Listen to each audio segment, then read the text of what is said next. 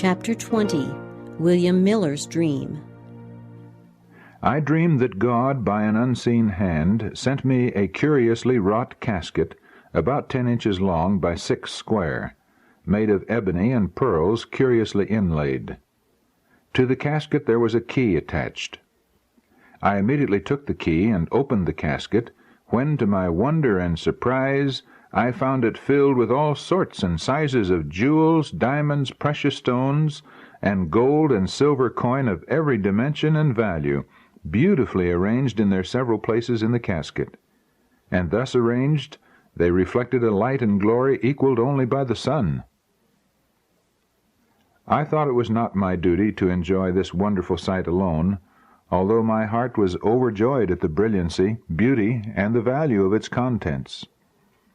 I therefore placed it on a center table in my room, and gave out word that all who had a desire might come and see the most glorious and brilliant sight ever seen by man in this life. The people began to come in, at first few in number, but increasing to a crowd. When they first looked into the casket, they would wonder and shout for joy. But when the spectators increased, every one would begin to trouble the jewels, taking them out of the casket and scattering them on the table.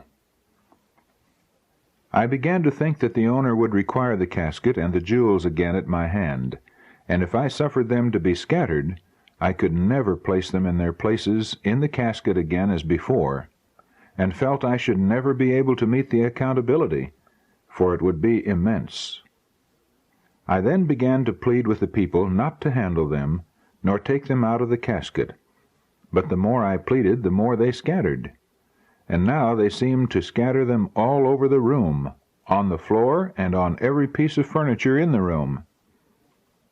I then saw that among the genuine jewels and coin they had scattered an innumerable quantity of spurious jewels and counterfeit coin.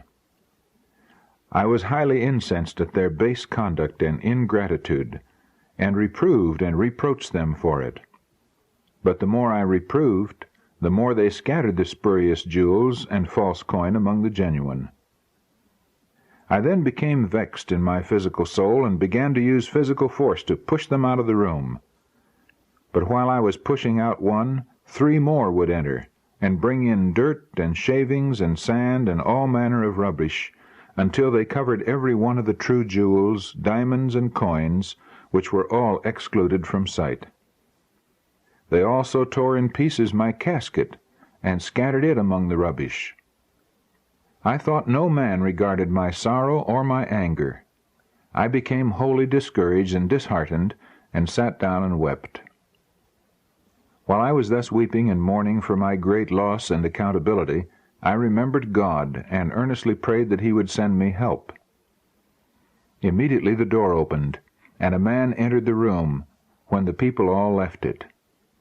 And he, having a dirt brush in his hand, opened the windows and began to brush the dirt and rubbish from the room. I cried to him to forbear, for there were some precious jewels scattered among the rubbish. He told me to fear not, for he would take care of them. Then, while he brushed the dirt and rubbish, false jewels and counterfeit coin, all rose and went out of the window like a cloud, and the wind carried them away. In the bustle, I closed my eyes for a moment. When I opened them, the rubbish was all gone. The precious jewels, the diamonds, the gold and silver coins lay scattered in profusion all over the room. He then placed on the table a casket much larger and more beautiful than the former, and gathered up the jewels, the diamonds, the coins, by the handful, and cast them into the casket, till not one was left, although some of the diamonds were not bigger than the point of a pin. He then called unto me to come and see. I looked into the casket, but my eyes were dazzled with the sight. They shone with 10 times their former glory.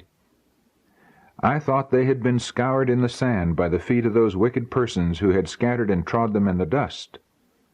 They were arranged in beautiful order in the casket, every one in its place, without any visible pains of the man who cast them in.